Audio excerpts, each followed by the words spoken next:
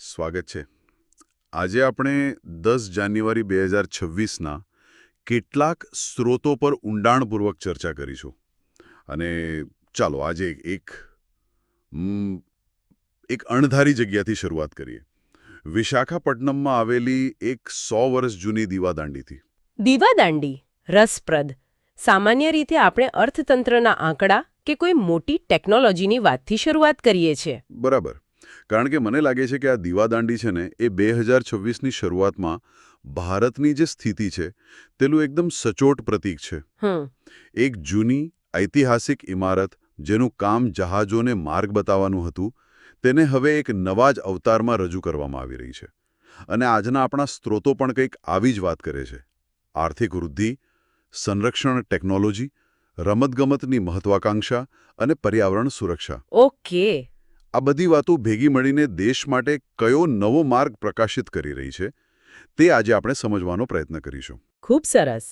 તો આજનો હેતુ એ સમજવાનો છે કે આ બધી અલગ અલગ દેખાતી ઘટનાઓ એક દીવાદાંડીની જેમ એક મોટા ચિત્રને કેવી રીતે પ્રકાશિત કરે છે.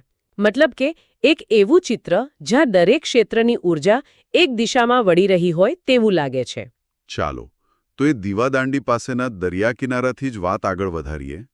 વિશાખાપટ્ટનમમાં ત્રીજો ભારતીય લાઇટ હાઉસ ફેસ્ટિવલ યોજાયો. પણ એ જ સમયે વિજયવાડામાં મિષ્ટી નામની એક યોજના પર પણ રાષ્ટ્રીય વર્કશોપ ચાલી રહી હતી. હા, આ બંને દરિયાકાંઠાની જ વાતો છે. પણ શું તે જોડાયેલી છે? બિલકુલ. અને આ જોડાણ ખૂબ જ સુંદર છે. મિષ્ટી યોજના એટલે એનું આખું નામ છે mangrove initiative for shoreline habitats and tangible incomes. Okay. સરળ શબ્દોમાં તે ભારતના દરિયા કિનારા પર મેંગ્રોવના જંગલોને બચાવવા અને ઉગાડવાની એક મહત્વાકાંક્ષી યોજના છે. તો એક તરફ આપણે આપણી દરિયાઈ વિરાસત એટલે કે દીવાદાંડીઓને પર્યટન સ્થળોમાં ફેરવીને સાચવી રહ્યા છીએ અને બીજી તરફ આપણે આપણી કુદરતી વિરાસત એટલે કે મેંગ્રોવને મજબૂત બનાવી રહ્યા છીએ. એટલે કે દરિયાકાંઠાનું રક્ષણ માત્ર મેંગ્રોવ વાવીને જ નથી થતું, પણ તેના ઇતિહાસને સાચવીને પણ થાય છે.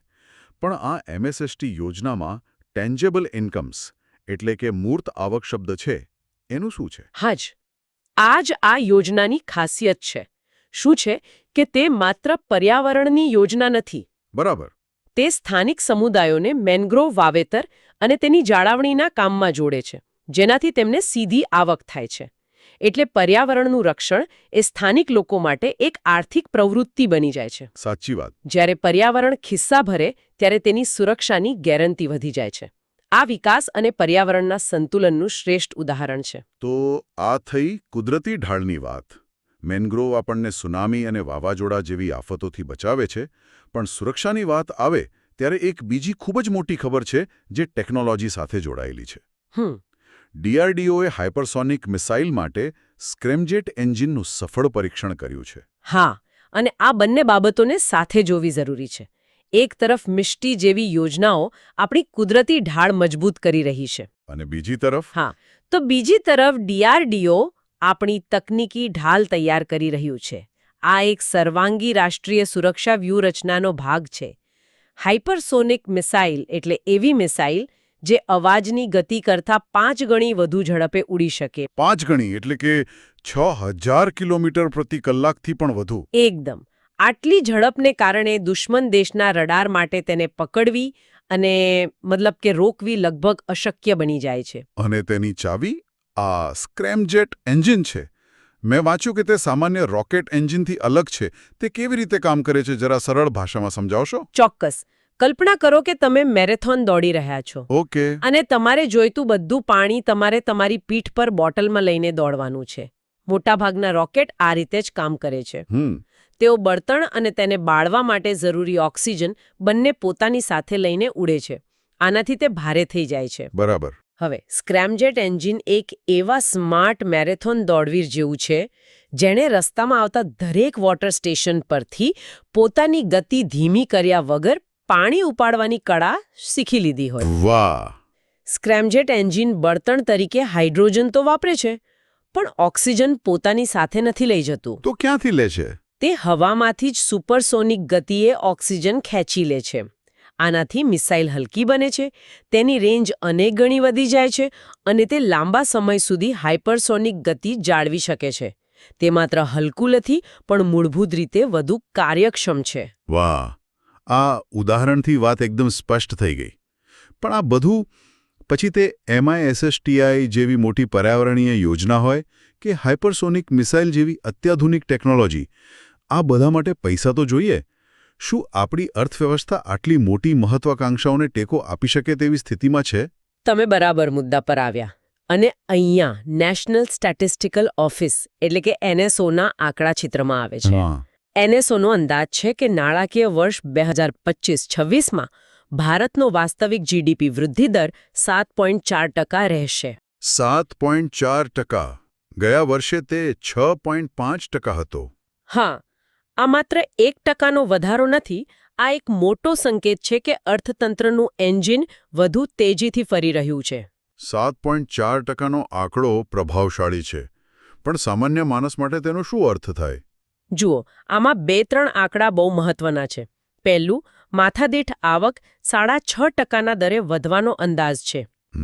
બીજું, ખાનગી વપરાશમાં 7%નો વધારો.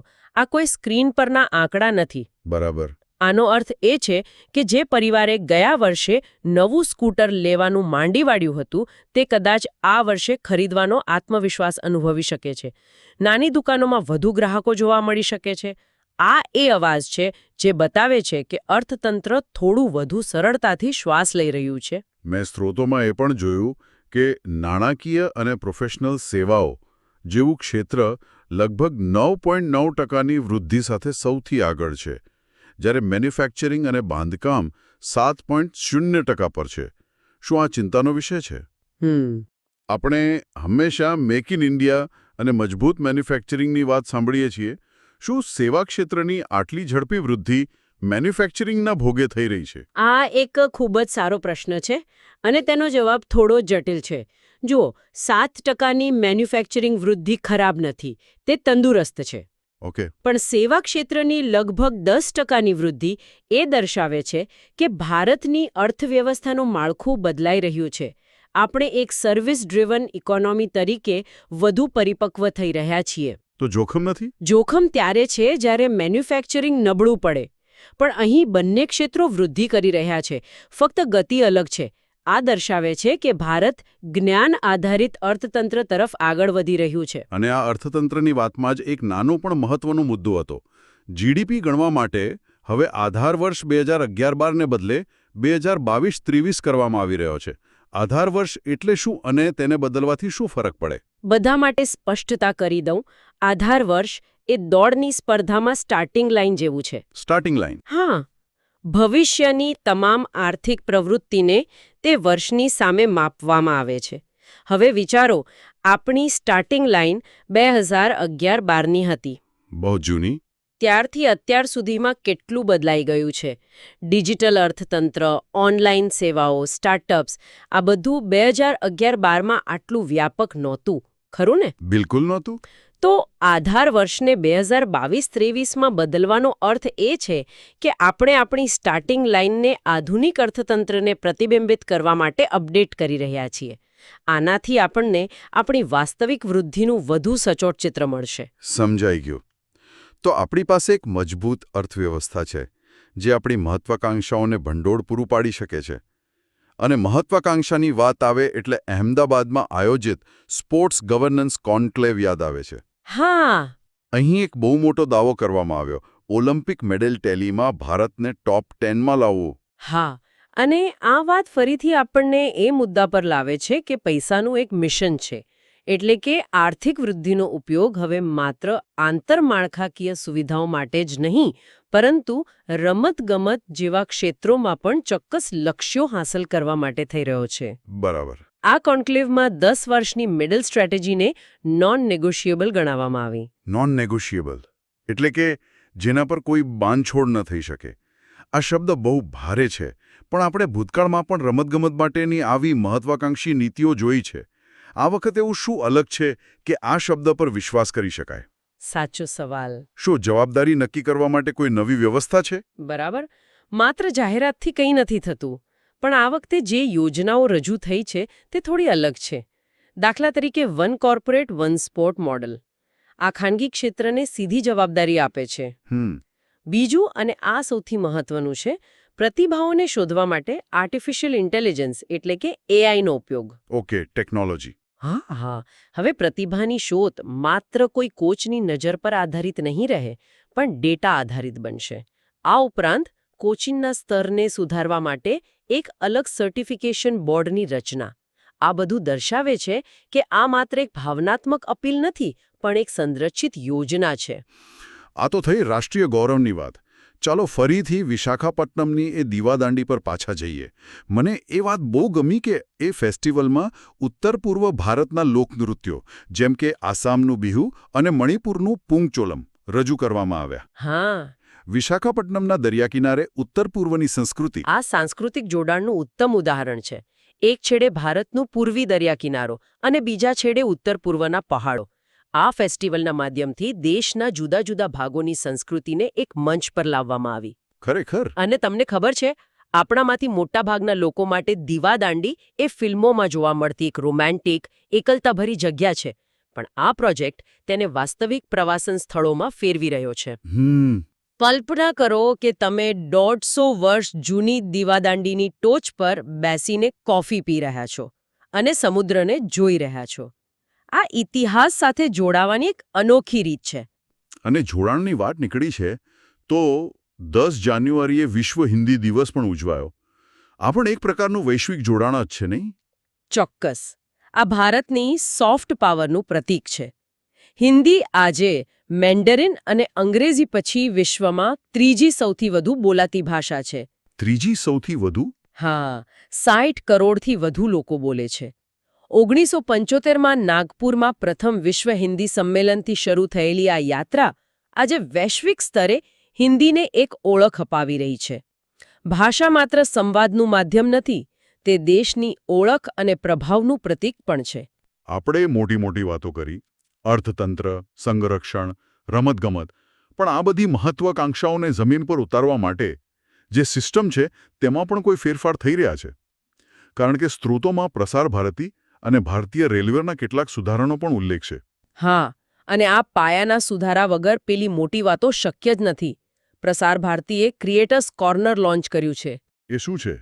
આ દૂરદર્શન જેવી એક જૂની સરકારી સંસ્થાને આજના યુગના ડિજિટલ કન્ટેન્ટ ક્રિએટર્સ સાથે જોડવાનો એક પ્રયાસ છે.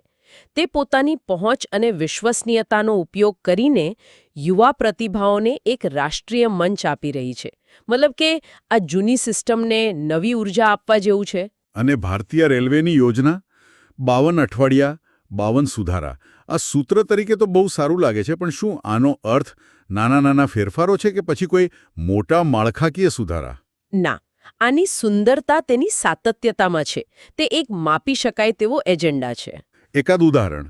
ચોક્કસ. ઉદાહરણ તરીકે, એક અઠવાડિયાનો સુધારો સ્ટેશન પર સ્વચ્છતા પર કેન્દ્રિત હોઈ શકે છે, જ્યાં નવી ટેકનોલોજીનો ઉપયોગ કરવામાં આવે. બીજા અઠવાડિયાનો સુધારો ટિકિટિંગ સિસ્ટમને વધુ સરળ બનાવવા પર હોઈ શકે છે. ઓકે. ત્રીજા અઠવાડિયે ટ્રેનોની જાળવણી માટેની પ્રક્રિયા સુધારવામાં આવે. આ સતત સુધારણાની પ્રક્રિયા છે જે ધીમે ધીમે આખી સિસ્ટમની કાર્યક્ષમતામાં વધારો કરે છે. આ જ વિચાર ગાંધીનગરમાં આયોજિત રાષ્ટ્રીય ખનિજ ચિંતન શિબિર પાછળ પણ છે. વિકસિત ભારતના લક્ષ્ય માટે ખાણકામ જેવા પાયાના ક્ષેત્રને આધુનિક બનાવવો.